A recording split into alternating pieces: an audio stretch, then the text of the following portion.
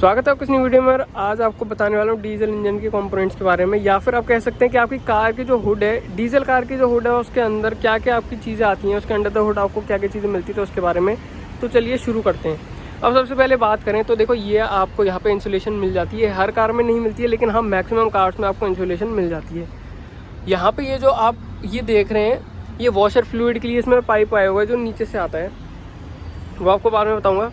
अब चलो इधर से शुरू करते हैं। तो पहले तो ये हेडलाइट असेंबली है, दोनों तरफ होती है, आपको पता ही है।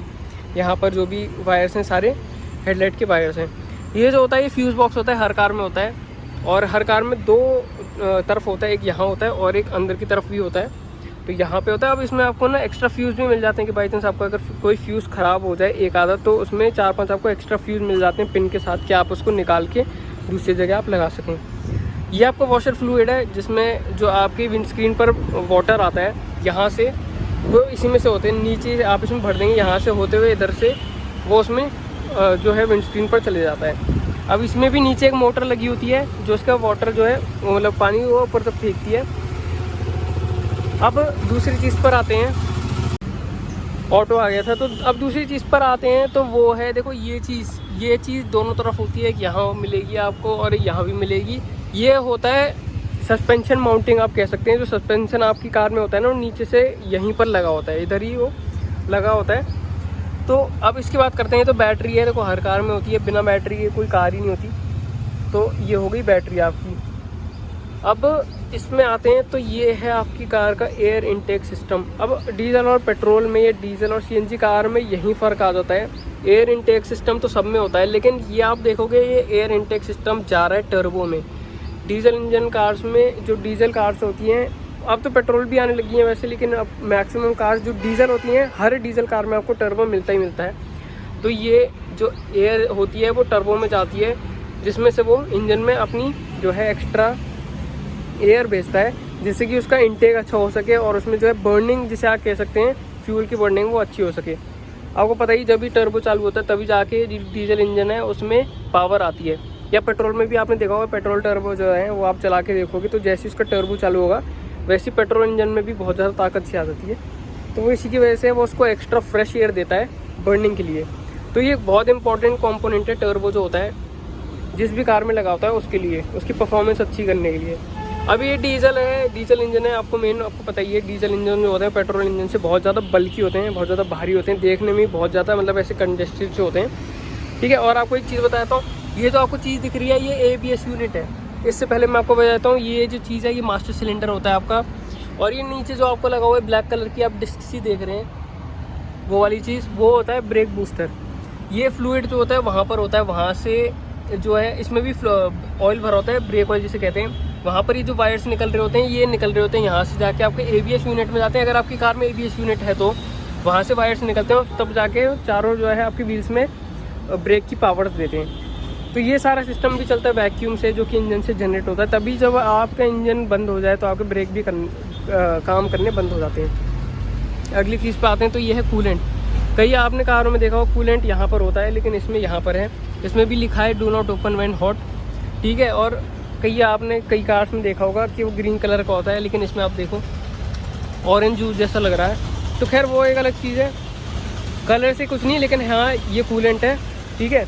अब यहाँ पे AC में आपको दिखाऊं तो AC ये आपको अगर दिख रहा हो तो सबसे नीचे वाली जो ये पुली दिख रही है ना, ये वाली, ये AC का है। AC का कंप्रेसर हर कार में सबसे नीचे ही होता है, आपको जनरली वहीं देखने को मिलेगा।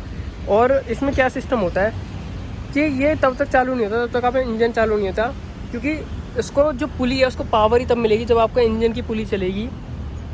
और नॉर्मली आप जब उसका बटन दबाते हैं तो तब जाके उसकी जो है पुली है वो स्ट्रॉन्ग पड़ती है, उसकी जो है पकड़ पकड़ती है उसकी।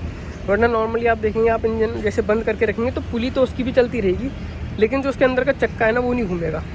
वो आप कभी नोटिस करके देखना। तो ये हो गई चीज़ें इसके इंजन के बारे में। और मैं आपको कोई चीज़ बताता हूँ, तो ये देखो यहाँ पर है ये रेडिएटर, ये है रेडिएटर का फ़ैन। अब जो भी कूलेंट है गर्म होके वो इसमें आता है, और यहाँ से जो है सर्कुलेट होके इंजन में जाता है, या इंजन से सर्कुलेट होके फिर इसमें आता है। तो इसमें वो ठंडा करने के लिए देखो यहाँ से लेके यहाँ तक ये सारा रेडिएटर ही है, यहाँ पे ही फ़ैन लगा हुआ है। वापस से फिर वो कूलेंट उसी में चले जाता है। तो कूलेंट का बहुत एक मेजर रोल होता है इंजन को ठंडा करने में। और रेडिएटर के बिना तो वो नहीं हो पाएगा। तभी आप कभी देखेंगे अगर कार का एक्सीडेंट हो जाता है, सबसे पहला जो इम्पैक्ट पड़ता है वो रेडिएटर पर ही पड़ता है, क्योंकि देखो यहाँ पर है ये रेडिएटर है, सबसे आगे रेडिएटर ही होता है। और अगर आपकी कार का रेडिएटर टूट गया और कूलेंट उसमें से लीक कर गया तो आप भूल जाइए कि आपकी कार जो है लगातार कितने भी किलोमीटर चल पाएगी। ज़्यादा से ज़्यादा 5-10 किलोमीटर चलेगी, ओवर हीटिंग की दिक्कत आ जाएगी उसमें, फिर आपको कार का जो है खड़ी करनी पड़ेगी। अब इसके नीचे जो आप देख रहे हैं ना, मैं आपको दिखाता हूँ, ये जो मेटल का है ये सारा, ये होता है इसका गियर बॉक्स। इसमें क्लियर नहीं आ नहीं पा रहा, ये जो आपको नीचे दिख रहा है ना, ये गियर बॉक्स होता है कार का। ये भी आपको मतलब मैक्सिमम चीज़ें वो सेम ही आपको मिलेगी। तो ये इंजन से नीचे ही जस्ट अटैच होता है इसमें। और तो अब जैसे एसी की हम बात कर रहे थे, तो देखो एसी का जो कंप्रेसर होता है वो नीचे होता है, वहाँ से ना ये वो आ रहा होता है इसका पाइप, वो जो है कंप्रेस करके एयर यहाँ से भेजता है ठंडी करके, फिर वो यहाँ से जाके निकलती है और सीधा उसमें जाती है आपकी कैबिन में। कैबिन में अंदर एक फ़ैन लगा होता है, जो कि मतलब इसमें बहुत सारे फिर पतली वो हो जाते हैं वायर्स टाइप के, पतली पाइपलाइन हो जाती हैं उसमें। उसके ऊपर एक फ़ैन लगा होता है जो कि उसमें से हवा पास करके और फिर कैबिन में फेंकता है, तभी वो हवा जो होती है वो ठंडी होती है, फिर वहीं से वो वापस आ जाती है। पूरे आपको जो इंजन बे है सारा आपको गर्म मिलेगा, सिर्फ यही एक पाइपलाइन होती है जो आप हाथ लगा दें तो हमेशा आपको ठंडी मिलेगी अगर आपका एसी चालू होगा तो। और ये जो चीज़ आप देख रहे हैं ना, ये वाली चीज़ ये होती है ऑल्टरनेटर। ऑल्टरनेटर भी बहुत बड़ा एक रोल प्ले करता है आपकी कार के इलेक्ट्रिकल्स को चलाने में। यही चीज़ है जो आपकी कार की बैटरी को चार्ज करता है, यही चीज़ है जो आपकी कार के और भी ज़्यादा इलेक्ट्रिकल्स को चलाता है। अब देखो इंजन की बात करते हैं, तो इंजन आपको जो पेट्रोल इंजन है वो नॉर्मली आपको यहाँ ऊपर दिख जाता है कि वो कितने सिलेंडर का है। कैसे दिख जाता है कि ऊपर उसमें स्पार्क प्लग्स दिख जाते हैं, और उसमें नॉर्मली इंसुलेशन आती भी नहीं है। अगर इंसुलेशन आए तो वो आप ऊपर से नॉर्मली आराम से हटा के उसमें देख सकते हैं कि वो जैसे उसमें 4 स्पार्क प्लग्स हैं, तो वो 4 सिलेंडर का इंजन है। अब इसमें कैसे पता लगता है डीजल का, मैं आपको बताता हूँ। यहाँ आप देखो, ये इसमें आपको पता है कि इसमें इंजेक्टर्स आते हैं, डीजल में स्पार्क प्लग नहीं होते हैं। तो कैसे, ये पहला इंजेक्टर है, ये दूसरा है इंजेक्टर है, ये तीसरा है यहाँ पे, और ये चौथा। अब ऐसे आप देखकर बता सकते हैं कि ये 4 सिलेंडर की गाड़ी है। एक ये आपको दिख रहा है, दूसरा, तीसरा और ये चौथा। हालांकि डीजल इंजन में थोड़ा ढूंढना मुश्किल होता है, क्योंकि कई बार इन पे इंसुलेशन चढ़ी होती है, या फिर थोड़े ऐसे जैसे नॉर्मली आप देखोगे पेट्रोल तो ऐसे दिख जाते हैं सामने, यहाँ पर थोड़े से ढूंढने पड़ते हैं, तब जाके आपको दिखते हैं कि यहाँ पर ये 4 सिलेंडर की गाड़ी है। तो आप ऐसे ऊपर भी देख के पता लगा सकते हैं, लेकिन ये पॉसिबल मतलब ये ज़रूरी नहीं है कि हर कार में इतनी आराम से दिख जाए। अच्छा, एक और चीज़, ये आप जो कवर देख रहे हैं ना, ये यहाँ से लेके यहाँ तक, ये आपको हर कार में मिलेगा। अब हो सकता है वो प्लास्टिक के कवर में ना मिले, हो सकता है वो मेटल के कवर में मतलब वैसे टाइप में मिले, या इंजन से ही जुड़ा हुआ मिले, लेकिन ये हर इंजन में होता है। ये इसको क्या कहते हैं, इसको कहते हैं टाइमिंग बेल्ट।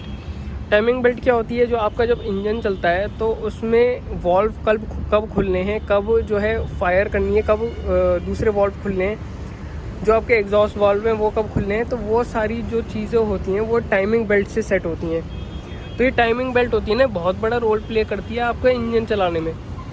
और कई कार्स में चेंज होती है, कई में नहीं चेंज होती है, लेकिन जैसे मतलब ये कार है, किसी कार में वो 1 लाख किलोमीटर पर चेंज होती है, किसी में 1,20,000 किलोमीटर पर टाइमिंग बेल्ट चेंज होती है, और वो चेंज ज़रूर करवानी चाहिए। एक बात अगर ध्यान रखें, अगर आपकी टाइमिंग बेल्ट चेंज नहीं हुई है और अगर बाई चांस वो टूट गई ना, तो आपकी कार में अंदर जो क्या कहते हैं उसे, अब जैसे अगर आपको चेक करना हो अपने जो इंजन का ऑयल लेवल, मैं आपको बताता हूँ। ऑयल यहाँ से डलता है इंजन में और निकलता हमेशा नीचे से है। ऑयल जो है नीचे से निकलेगा, डलेगा ऊपर से, नीचे कैप होती है उसको निकाल के जो है इंजन ऑयल निकल जाता है। अगर आपको उसका लेवल चेक करना हो या इसकी क्वालिटी चेक करनी है, तो यहाँ पर हमेशा एक स्ट्रिप दी होती है। इसमें बाकी मैक्सिमम कार्स में आपको स्ट्रिप मिलेगी, लेकिन देखो भाई फोर्ड है तो देखो अलग ही चीज़ होनी है। तो इसमें यहाँ पे आपको जो है ये मिलती है एक पिन टाइप की, देख रहे हो कितनी पतली है, कैमरा भी फोकस नहीं कर पा रहा। इसमें आपको मिलती है जहाँ पे ये आपको नीचे ऐसा कुछ मिल जाता है। यहाँ पे मैक्सिमम, ये नीचे वाला मतलब मैक्सिमम और ये ऊपर वाला, सॉरी ऊपर वाला मैक्सिमम और नीचे वाला मिनिमम।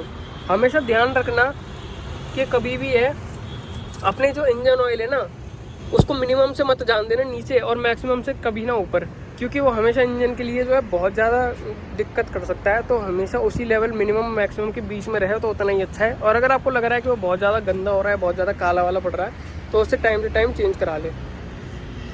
अच्छा, अब एक चीज़ जो लोग अक्सर भूल जाते हैं वो है इस चीज़ के बारे में। ये चीज़ आपको ना हर कार में मिलेगी। अब हो सकता है वो इतनी क्लियरली ना दिखे, प्लास्टिक की कवर में ना दिखे, हो सकता है वो जस्ट इंजन के साथ हो, लेकिन मिलेगी हर कार में। अब इसको क्या कहते हैं? इसको कहते हैं टाइमिंग बेल्ट। टाइमिंग बेल्ट का बहुत बड़ा काम होता है आपके इंजन को चलाने में। जो भी आपके जितने वॉल्व्स होते हैं उनकी ओपनिंग क्लोजिंग और सारी चीज़ें वो ये ही देखता है। ये पूरा आप देखेंगे ना, यहाँ से लेके ये पूरा नीचे तक जा रहा है, नीचे तक होता है ये।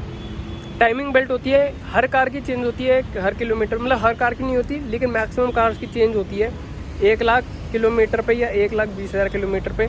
बहुत से लोग इसे नहीं कराते हैं, तो यार इसे करा लिया करो, क्योंकि इसका अगर ये बाई चांस कभी चलते चलते टूट गई ना, तो ये इतना बड़ा खर्चा कर देती है। क्योंकि आपकी जो कैम शाफ्ट वगैरह अंदर इंजन में लगी होती है ना, ये उस पर बहुत बड़ा इफेक्ट करती है। अगर ये टूट गई तो ये कभी कोशिश करना कि इसे मतलब चेंज ही करा लो अच्छे टाइम से टाइम तक, वरना ये जो है इंजन में बहुत मतलब कहते हैं ना बहुत बड़ा खर्चा ये ला देती है ये चेन। और इसको खोलना बहुत आसान नहीं होता, ये इसके लिए ना पूरा ये सब कुछ खोलना पड़ता है, तब जाके निकलती है, उसके बाद जाके चेंज होती है। तो ये टाइमिंग बेल्ट होती है।